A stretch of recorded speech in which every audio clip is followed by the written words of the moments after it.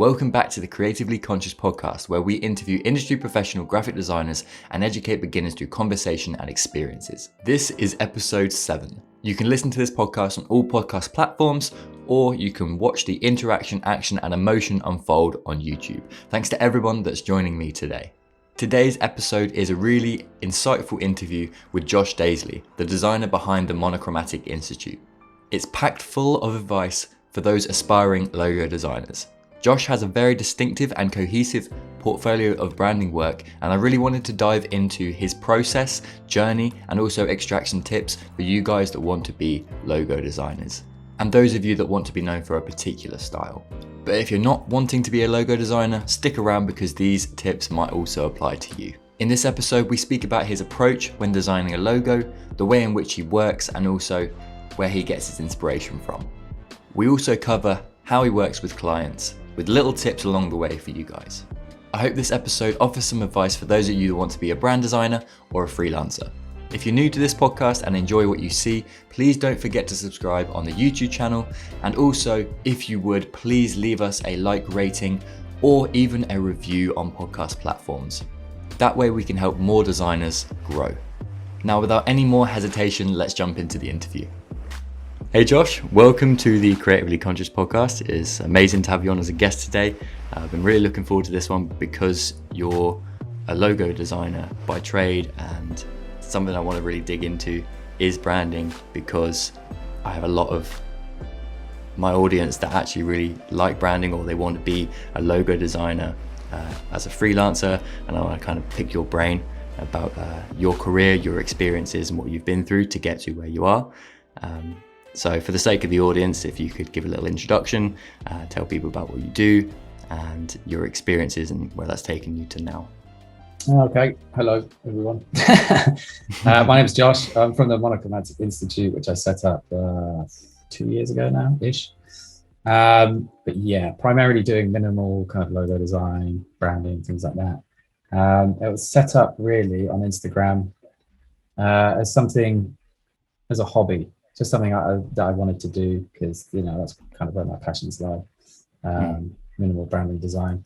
And then, got popular and started getting clients through it. But before that, I had been working in the e-learning industry, which essentially what we're doing is building learning, like training programs for big companies like Rolls-Royce and banks and stuff like that, basically so they can train their staff internally. It's not the most thrilling work in the world, but it pays the bills. So that's what I was doing before. Actually, when I left uni. So I went to uni 2009 to 2012. Leeds College of Art, which I think is now called Leeds University.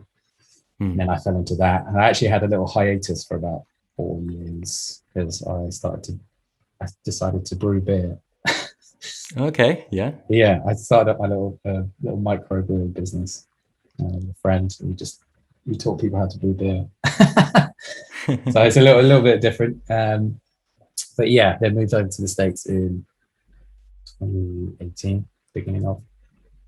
And then, kind of as I was waiting to get legal, I guess, so I could work in the US, I started up the Instagram page, and then I do that full time now. Yeah. Cool. What was it that inspired you to start that beer company? Because that's something I do want to touch on, because it's such a anomaly in your story. Yeah, I mean, I don't know how that came about. I was working when I moved to Brighton. So I moved to Brighton after I finished university, and for some weird reason, I didn't want to go straight into graphic design. I thought I wasn't good enough. And that kind of scared me a little bit. I was like, I'm not good enough, so I'm not going to do it. It was kind of, so I worked in bars for a bit, and then I got really I was working in a microbrewery in Brighton, and I got really into the brewing process. And then I got chatting to some guys at the bar who were going to be opening up their own bottle shop, and I decided that sounded like a pretty cool idea. So I went to work with those guys. They had another, I think it was a friend's company who was doing teaching people how to make beer. So I helped out with that. And then, yeah, I kind of just developed a really like passion for creating these beers at home. And then me and my friend, he was working in a brewery at the time, we decided to do that kind of like semi-professionally. So we set up our own brew school company, and we went around teaching people how to brew beer, you know, for like I don't know, companies have like work dues and things like that. Stag dues are really popular. And then we sold our own beer in pubs and stuff in the local area. I think we sold one of our beers in Brewdog as well. So oh, really? Yeah, they're huge. Yeah. So we had a beer called Logic Engine, which is an American pale ale that we had a couple of kegs on in Brewdog, which is cool, quite an achievement. But what I really liked from that, and I think what rekindled my, I don't know, my passion and love for graphic design was creating the branding for that company. I was going to ask, yeah.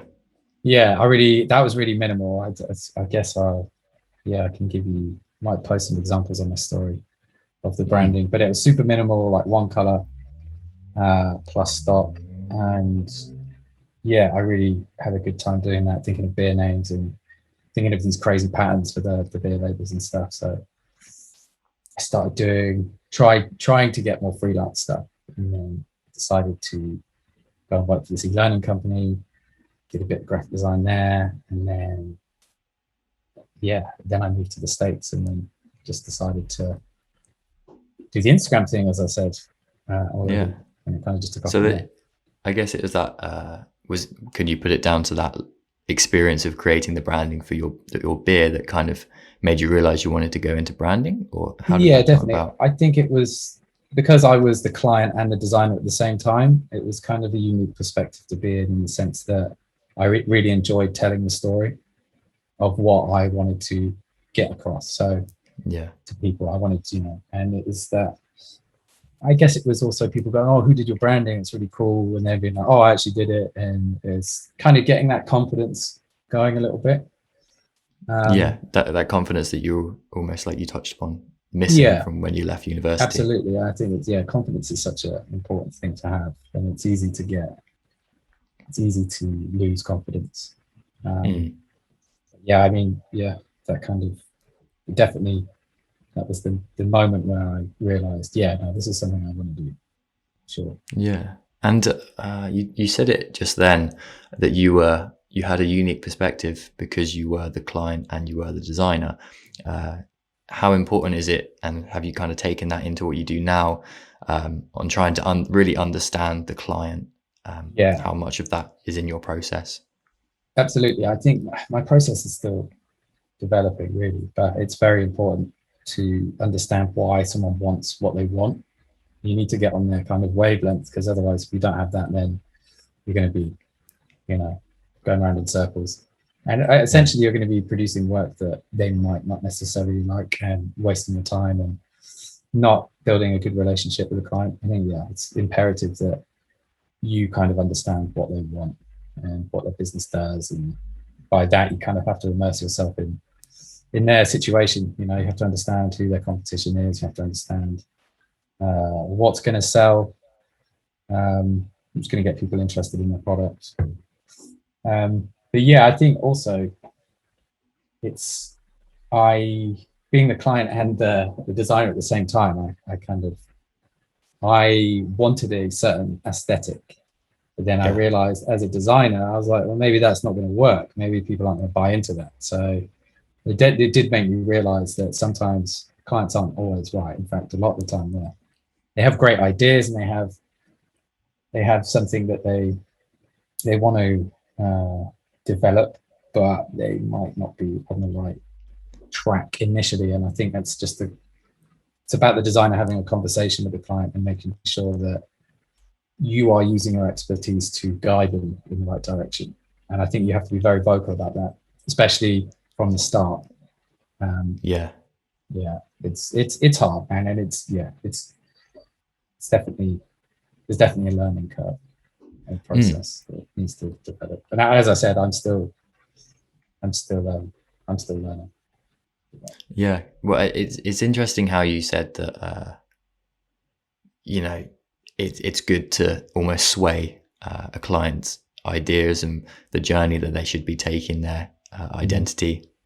Um, and it's quite cool because you have a very distinctive style, and you are allowed, because of your cohesive body of work and the way you present it using your social media and all that kind of stuff. Um, you kind of talk about how, your clients that come to you already want your style. Yeah. Um, Yeah, that's something that I'm quite fortunate to have at the minute.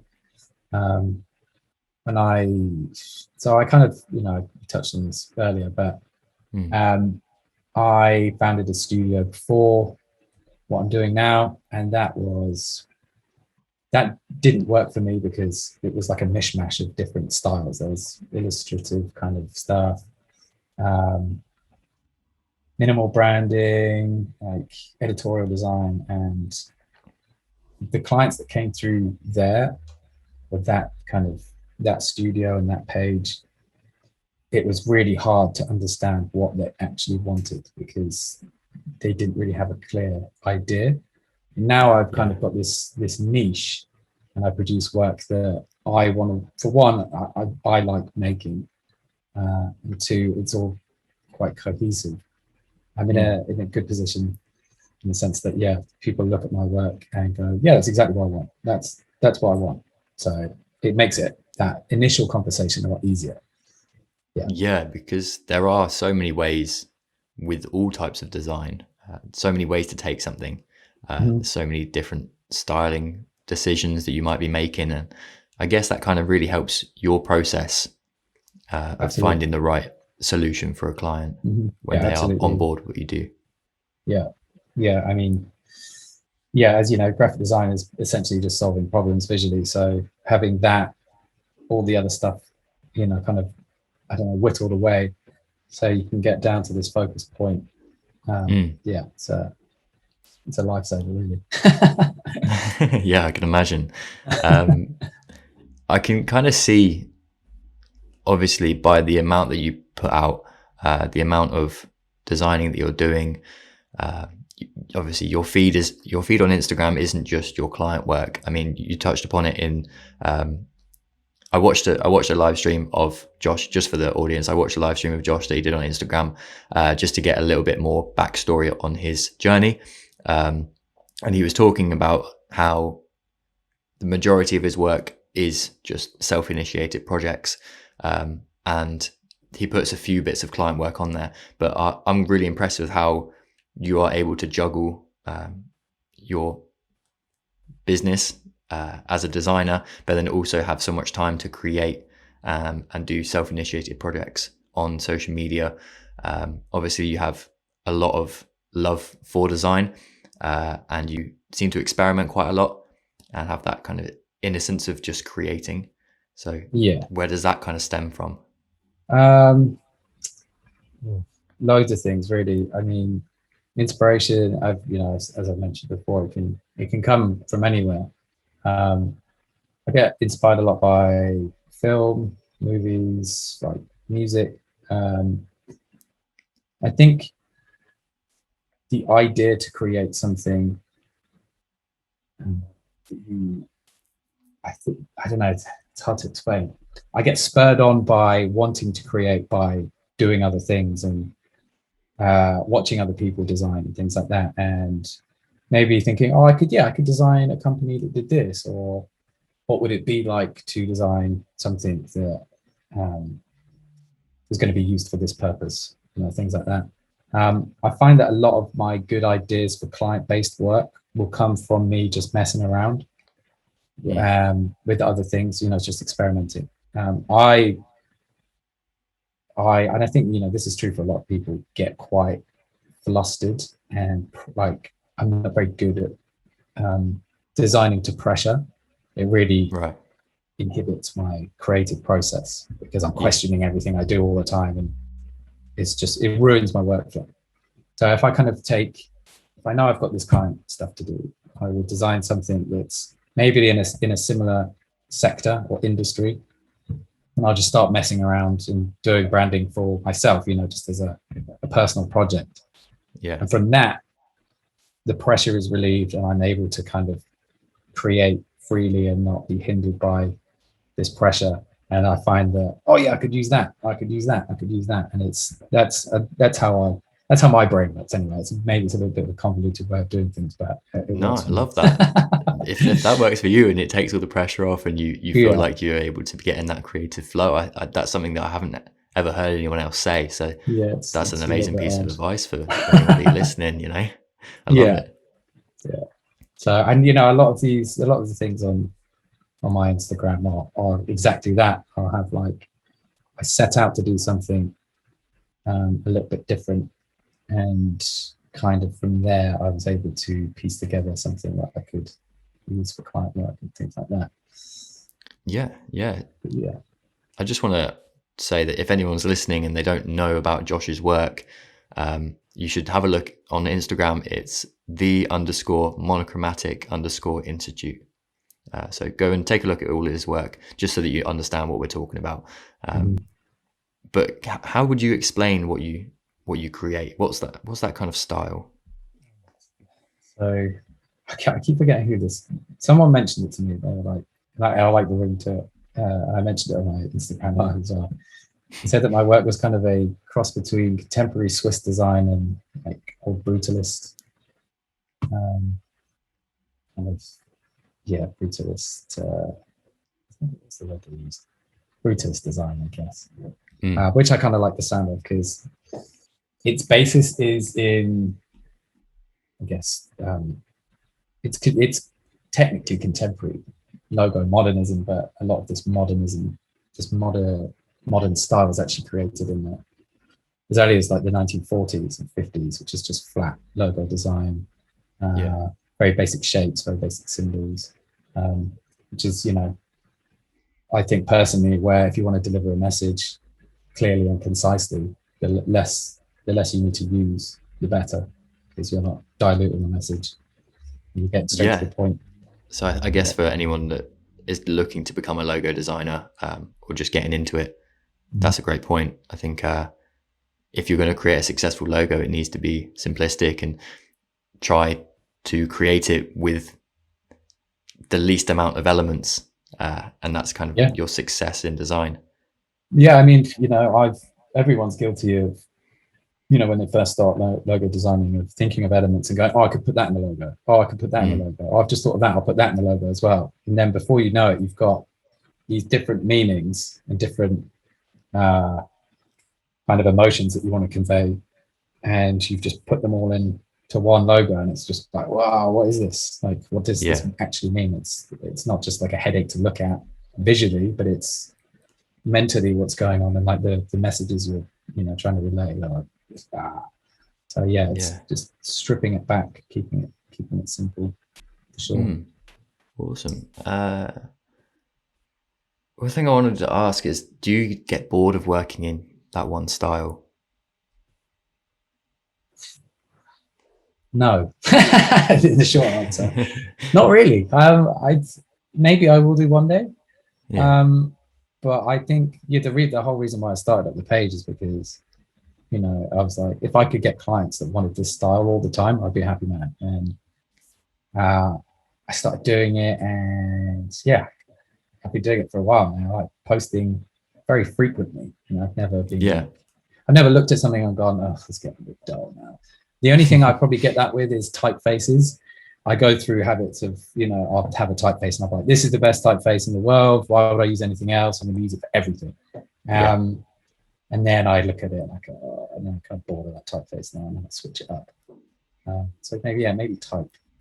The pairing between the image and type, I get a bit bored of. But I don't know. With the stuff that I'm doing, I always seem to be able to find a new I mean, it might not look any different on screen, but the way I've produced it is different. So I think that's important to note as well. If the process behind me creating a logo was exactly the same, then I get bored.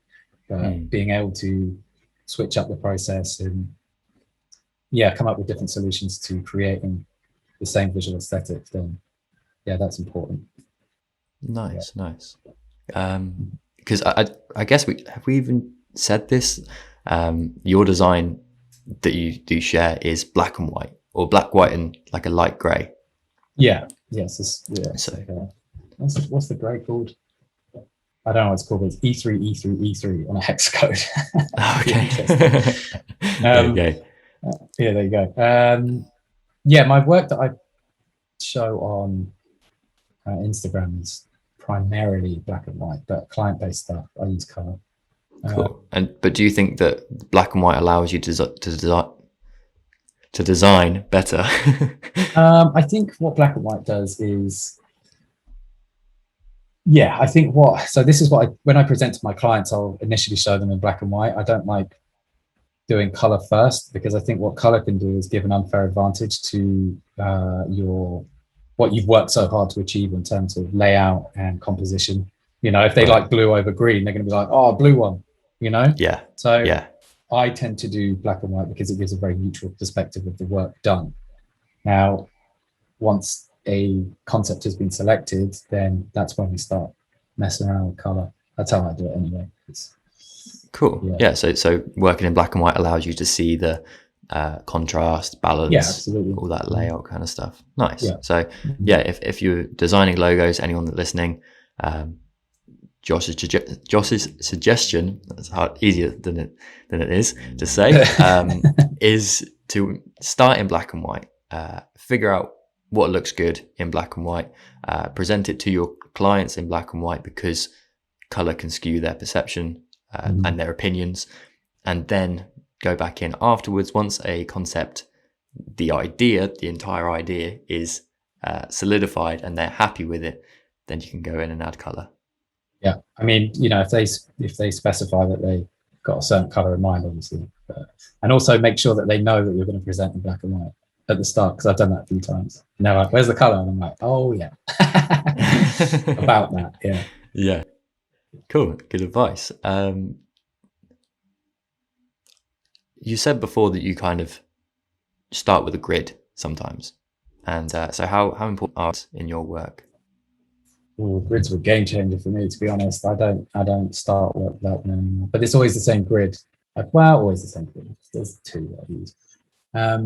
When I first started the page, I didn't use a grid at all, and I quickly realized that my work would benefit from a grid just because of the style, like acute angles and shapes and minimal kind of design approach. So yeah, I quickly got a basic square grid down, and I have my own way of working with that grid that allows me to create certain shapes and styles that are quite unique to what I do. So yeah, grid's very important for me. It's just a square grid, but I don't use the grid function on Illustrator. I make my own grid on a different layer. Okay. Yeah. Basically use that. I do it that way. I don't know why I did that. I think there was a reason for it. Oh no, that was it. Yeah, my monitor, my external monitor was a bit shit, and it didn't, when I turned the grid feature on, it didn't show up because the color calibration was off. Okay. Yeah. So I was like, oh, I'm gonna have to make my own grid, and then I've just started doing that now. So yeah. I think it works nicer sometimes because especially Illustrator, it can be a little bit finicky with what points it pins to and different things like that. The snap to grid feature is a bit restricting. So I like to be able to have, if you put the grid, if you design your own grid and then put it on a different layer and then put that underneath a new layer, then you'll still get the snap to point features, which are really important. The snap to grid is a bit of a pain. Cool. So how do you implement a grid? So you've obviously created yourself let's say it's a 9x9 or whatever, I don't know what you use, but what's your first instinct when you see that grid? My first instinct is to create so this is what I do. I create a 20 pixel spacing. So I create a vertical line that's 500 pixels long. I copy and paste that, which is 20 pixel spacing. And I do that, and then I rotate it. I've got this square grid, and then I know everything that I use in terms of strokes. If I set them to 20 points, is going to fill a cube. So Ah, yeah. I could draw the line across just the line and set it to 1 pixel, and it will be 1 pixel. But if I filled it to 20, it would fill up the square. Mm. So quickly realized that if I did that with shapes and then cut them up, I could align them, and I could still use strokes, but it would be like I expanded the path. Do you know what I mean? Yeah, Um, yeah. it's a bit, again, it's a weird way of doing things. I'm probably, there's probably people out there going, what are you doing? But that's how it's enabled me to create some weird shapes and things like that. So yeah, that's how I start off. Yeah. Do you sketch before you jump on? I do sometimes. I think for the way I've got my process down, it's actually a lot quicker for me to get ideas out on screen than it is on paper. Okay, yeah. Yeah, just because a lot of them do involve these big blocks. And I think if you sketch something out and you're just using lines, you can kind of get an overall idea of what the shape's going to be, but when then it translates across the screen, you find it doesn't work that well.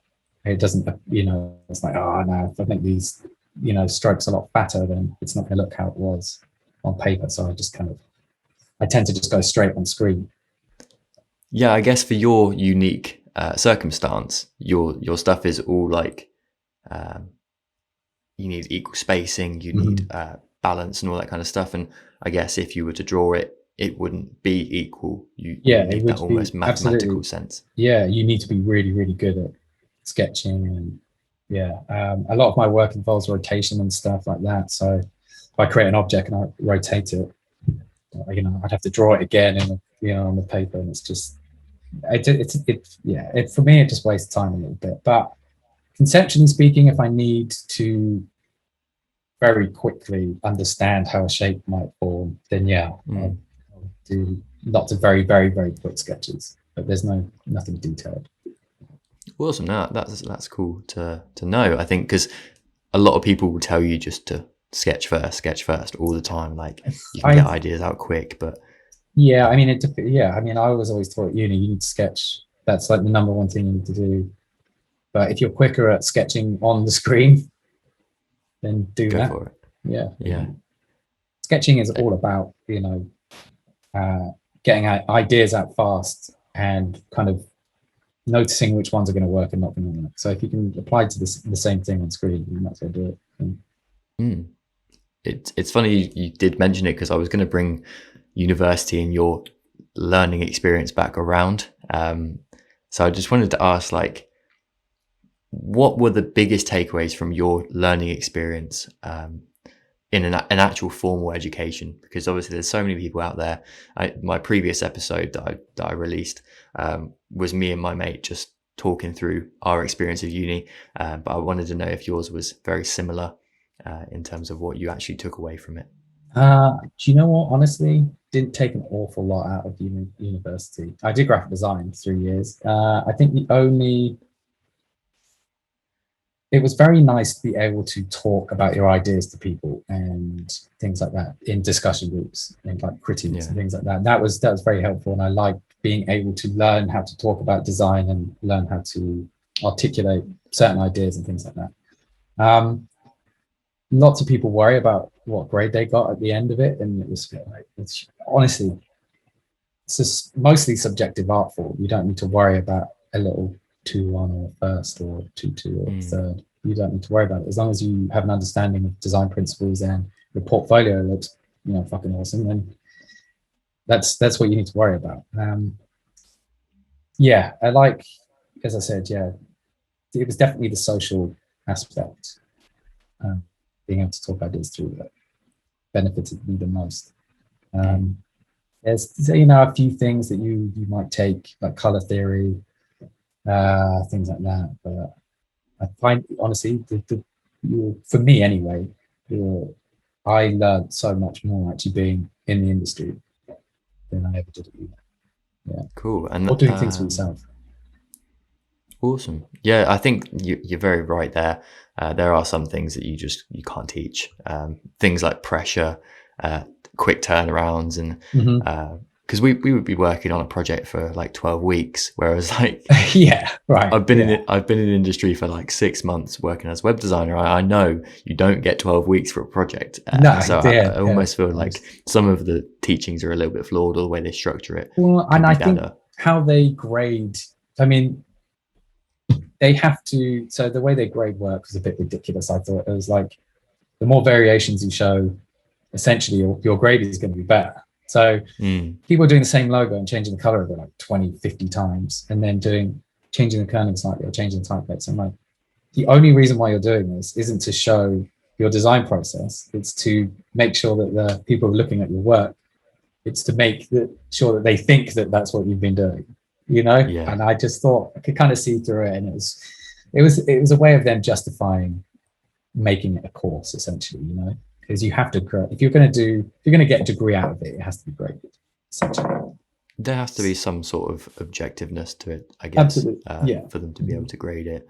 But I found as well, like, just as like you said, as soon as you give up trying to achieve the grades, you actually start doing better, because you have that fun and the creative freedom and exploration, and you have just a bit more interest in what you're actually doing. Trying to create a sick portfolio is a way better way to approach university, rather than thinking I need to get first for every single project I do. Yeah, I mean, I know great designers who got really bad grades, but their portfolio looked amazing. And they had, you know, they walked into the best jobs. Whereas, you know, you could get a designer who didn't really concentrate on their portfolio and was just concentrating on hunting grades.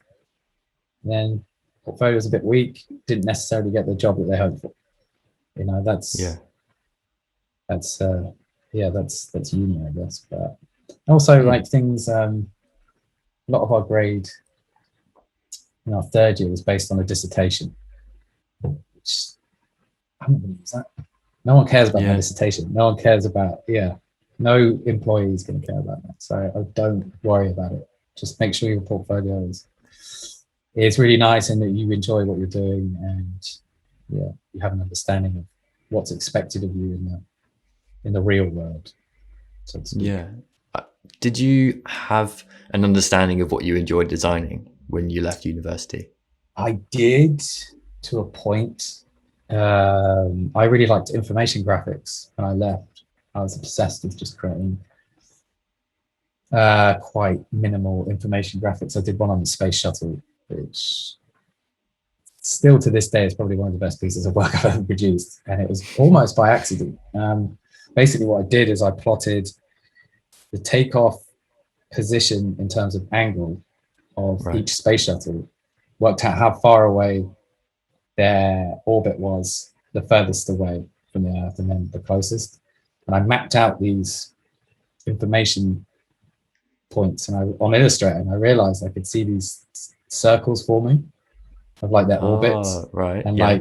And it just ended. And then I plotted like where the International Space Station was and Mir, and I realized that they were like, it just made this map of, and I was like, oh, this is amazing. And I just actually won me, it didn't win me, but went to, you know, DNAD, they still do that. I actually I won a DNAD. Oh, you won? Okay, so I got selected to go.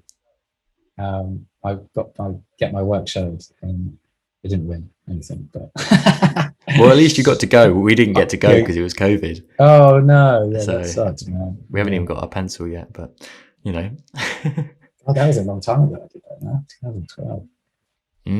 We were so excited just to like get suited and booted and go down to London and really host it. But we were unfortunate. But the moral of the story there is like creative accidents.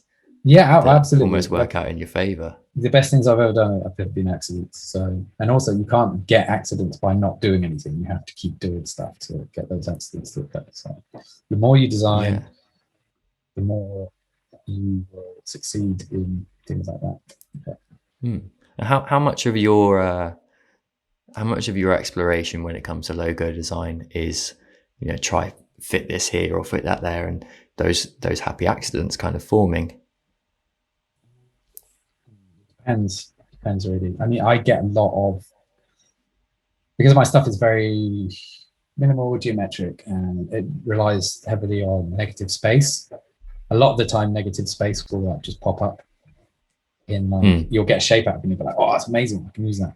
So yeah, I think when it comes to negative space, a lot of the time it'll be somewhat of an accident. Yeah, cool.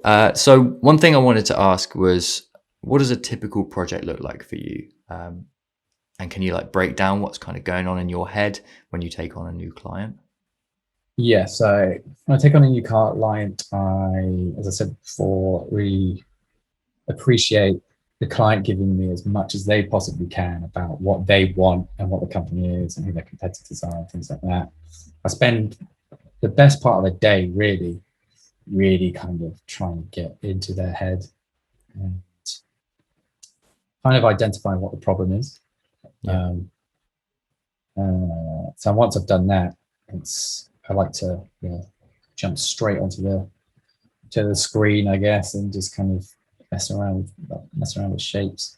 I think I really like being able to see a process like very, very literally. So if they were like, I did a logo for a groundworks company in San Francisco recently, Right. and I really just like, they showed me what they did, and it was like precision boring, and this thing comes down into this trench and basically bores into the ground. And that's all I saw was this in my head.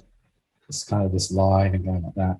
Yeah. And that really, that kind of almost for me, I was like, wow, that's a concept, because that's visually what they do on a very, very simplistic level.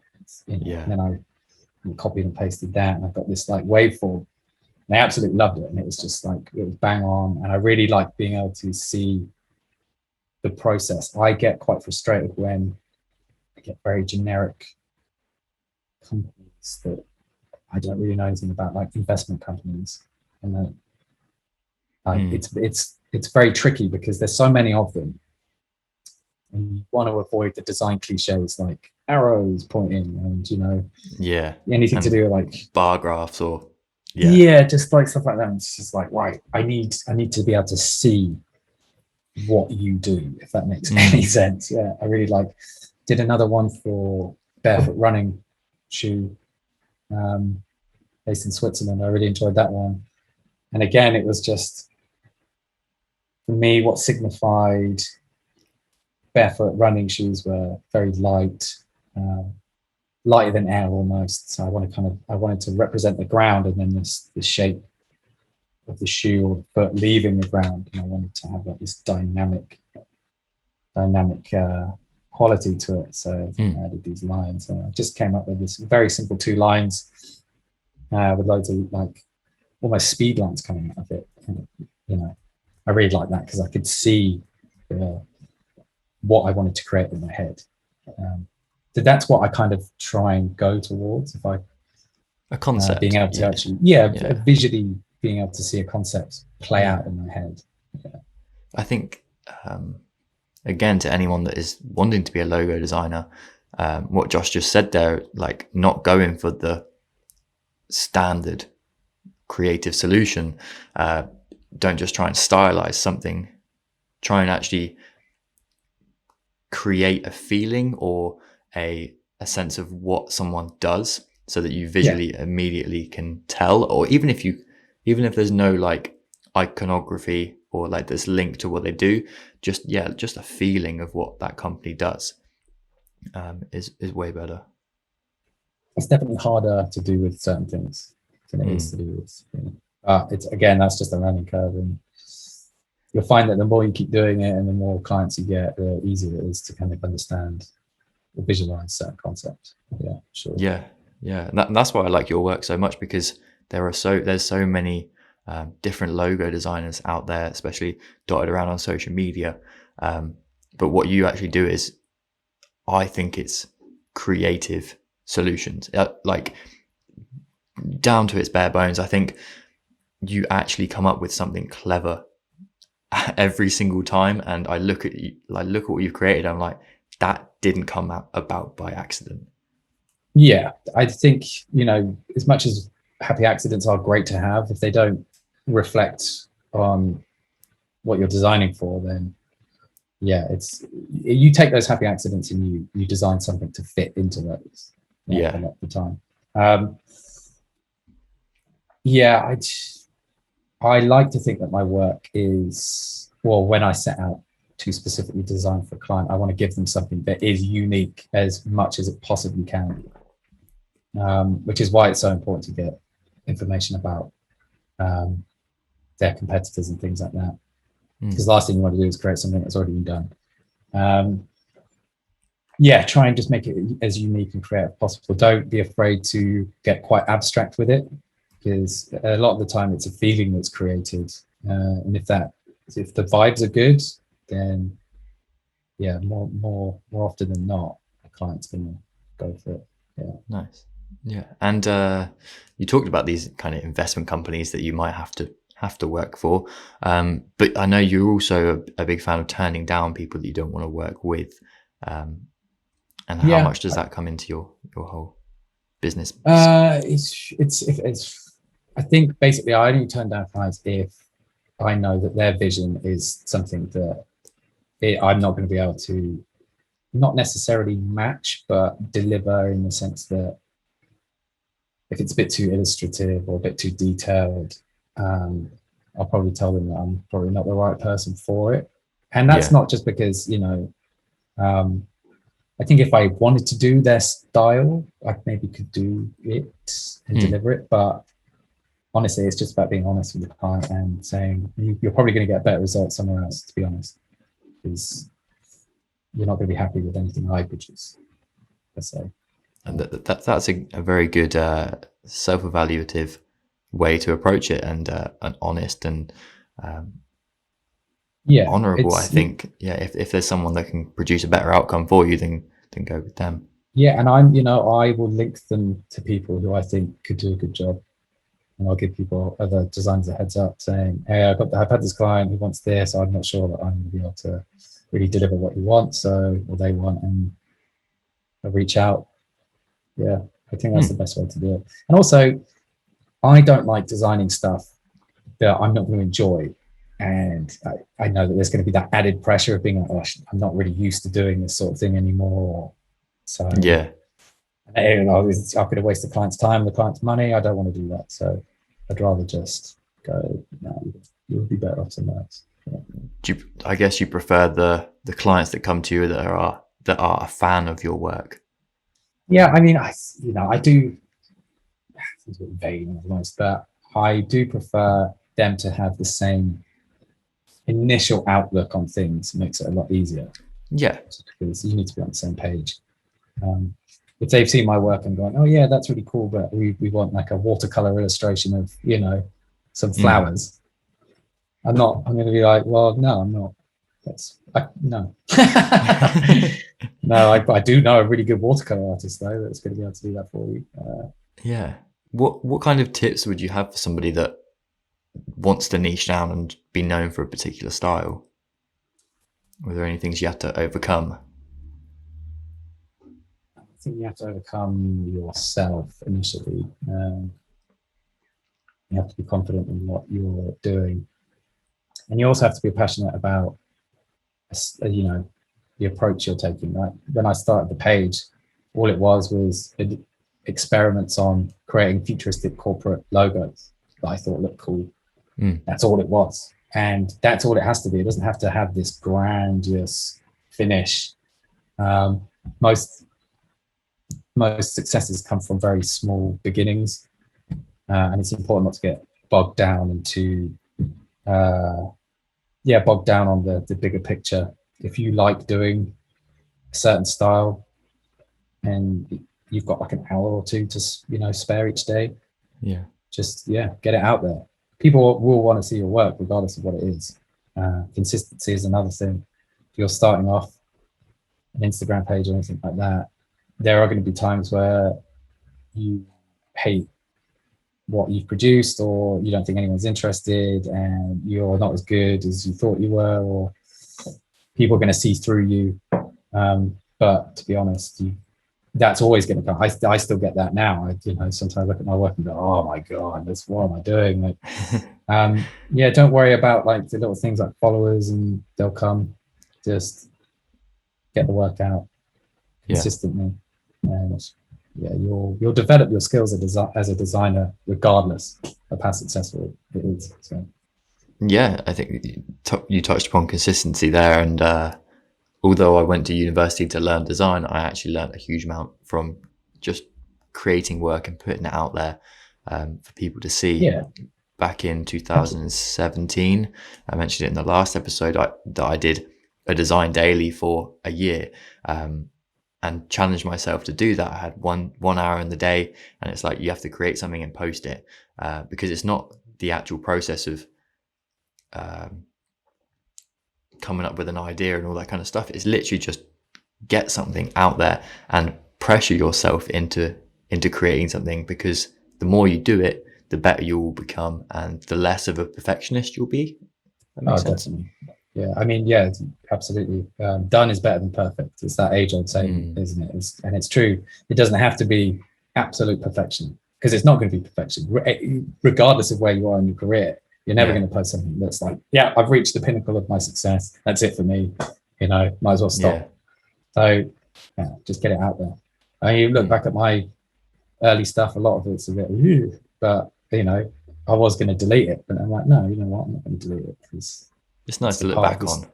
Yeah, it's part of the story, and it's part of the development. And it's nice to look back, and even in such a short space of time, you can see what you've accomplished.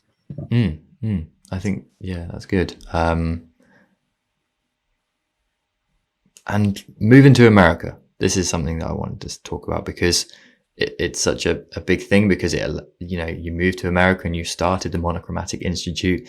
Did it give you like a new, fresh start, almost being in a new place, thinking, I've got the potential here to start up this, what would you call it? Is it a design agency? Is it a creative business? What do you call it?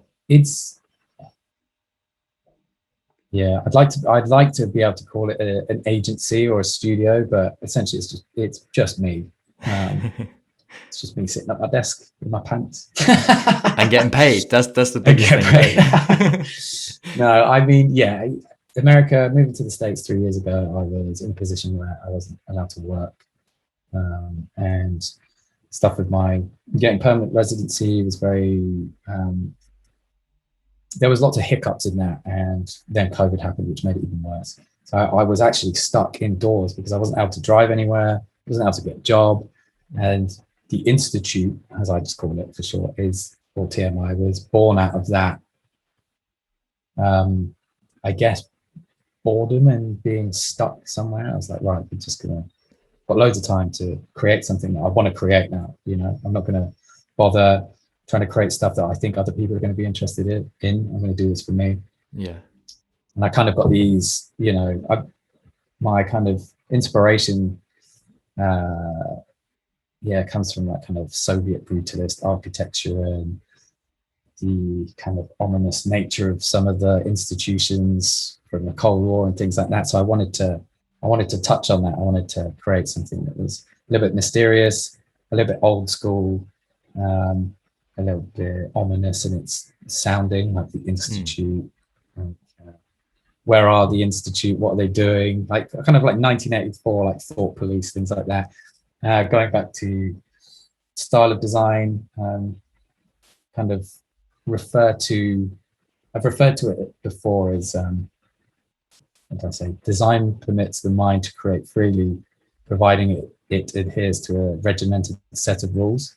And it's kind of like a double think, which is basically a sentence or statement that contradicts itself, or can be believed simultaneously or independently from one another. So the idea that design is a creative process, but at the same time, and it's a free process, you're free to create anything you want. But if you're a graphic designer, you have to adhere to these set of rules that have been in place, which kind of like, it's that battle between, the rules and the creative freedom.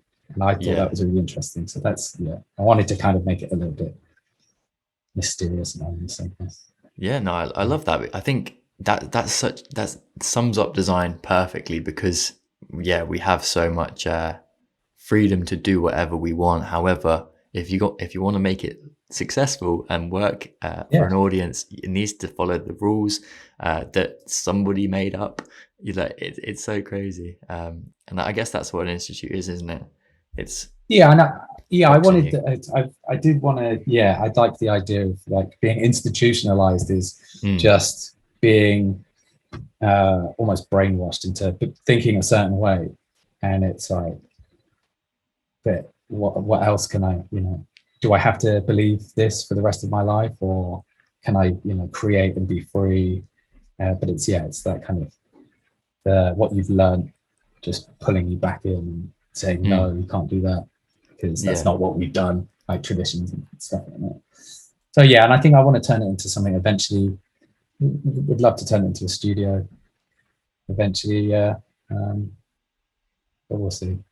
Early Mm. days yet. Yeah, it is early days, I guess. Still, yeah, as long as you're enjoying it, uh, Mhm. continually creating with that style, and like you said, you're not bored of it yet, so you've got some legs to you still. Yeah. Do you reckon, like, if you were to bring somebody on to help you, would they need to have a similar design style, or would it be almost like they have their own style as well, and then you could? It's a difficult one, isn't it? I guess. That is the one of the things I've struggled with thinking about for a long time. Because yeah, you do want someone to have the same style as you, because if they, or the same way of thinking, and the same Yeah. way of coming up with solutions. Because if you don't, then you're gonna have this crazy riff. But also at the same time, you want them to have a completely different skill set. Mm. There's no point in hiring someone else exactly the same as you, because I can already do that. Yeah. I'd like to start doing more motion stuff. I really want to not be pinned down to being a logo house. Right. I want to really. I'm switching up my feed, which is the first one. My first post today actually was Ooh. a sign of other things to come, Yeah. rather than this kind of top-down view of this is a logo, this is a mark, this is a logo, this is a mark. Blah, blah, Yeah. blah. I really want to explore other branding elements now, because I Mm. think I've done as much as I can in terms of growing myself with just posting logos. The logos come, they're a part of the branding. So I'd like to show other things. Yeah. But yeah, maybe employing someone who has a better understanding on motion graphics, maybe. Yeah, things like that. Awesome. Yeah, that sounds exciting. Sounds a nice way to expand the business in terms of what you can deliver, but keep Mhm. that style. I guess I didn't really think about that until you mentioned it. What would be your final message to anybody that's wanting to start as a logo designer? My final message: keep it simple. Write a list of ideas. If you're creating a logo, write a list of messages that you want to convey, and then cross them all out and just have one or two, and design off the back of that. Um, if you like sketching, go for it. Go, do sketching if you think that's going to help the process. But be true to how your brain works, I guess. Like, don't just, because jumping straight on a computer for me works for me. This doesn't mean it's going to work for you. So Mm. if you find it easier to create ideas doing that, yeah, do that. Make sure your work is seen. Instagram's such a good place to do that. Ask for people for advice, tips. Just don't be shy. Remember that everyone starts from somewhere, and yeah, make sure you inspire yourself. Buy good logo books or Pinterest, things like that. Follow people that you think their work makes you tick. Mm. Yeah, it's really important. It's just making sure the passion doesn't die, because if Yeah. you're slugging away at something that you don't want to do, you're not going to do it. You're not going to do it well. Yeah. I think just to add on to that as a final question from me to you, um, do you think you can do you think you can teach creativity or passion in design? And for someone that wants to be a designer but hasn't got that creative bone, Where do they fall? I think creativity can be learnt, definitely. And again, that would be making sure that you became inspired, I guess, because without inspiration, you're not going to have that spur to be able to want to learn how to create and learn how to create. If you want to be a logo designer, then it's in there somewhere, that passion and the yearning to create. So make sure that you just constantly surround yourself with design. I a lot of the time, the spur to design for me is getting like quite envious of someone else's work. Like I've been like, oh, that was so good. That was so good. Like you use that to, if you get bitter about it and go, oh, I'm not going to do it, then that's, you're really wasting those emotions, because those are the things that really spur you to create. And, when you're feeling tired and you don't necessarily want to sit in front of the computer, make sure you're looking at great design, because then you'll be like, I can do that. I know I can do that. And it really kicks you up the ass. Yeah, I think it's such a strong thing for people starting out to understand what good looks like. Even if it's not good from a client perspective, just what do you think good looks like? Because then you'll learn that style, you'll learn how to produce what you call good work, and I think that will drive you as well. Yeah, absolutely. Just keep doing it, little and often, a little bit each day. Incremental growth, love it. Cool. It's been amazing to have you on, Josh. Where can people find you? Obviously, we've talked about your Instagram, but Instagram is probably the main one. A bit on Behance. I'm trying to post more on Behance now. My website, which is on my Instagram page, so that's just the Monochromatic Institute. Dribble, I'm trying to post more on Dribble as well. There's so many platforms now. It's really hard. It's really hard. I'll leave that's where I am. I'll leave any of your links in the description of this episode so people can find you if they want to, but mainly just go over to his Instagram and you'll find the majority of it there, won't you? Awesome. Well, thanks once again so much for coming on, Josh. It's been an absolute pleasure. I'm going to end the episode there on YouTube. So thanks so much to everyone that's been watching. From me and Josh, I'll see you next time. Thanks so much to anyone that has made it this far in the show. It was seriously amazing to dive into Josh's experience and extract some advice from his journey. I hope you all found something educational to take away from today's episode. For more educational design content, feel free to follow me over on Instagram at hedges.design. You can also follow Josh over there too at the_monochromatic_institute. I'll leave all of the details in the description of this episode. If you're watching on YouTube, that's all from me today. However, if you're listening on audio platforms, please stick around where we're going to have quickfire questions for the next 20 minutes or so. Have a wonderful rest of your day.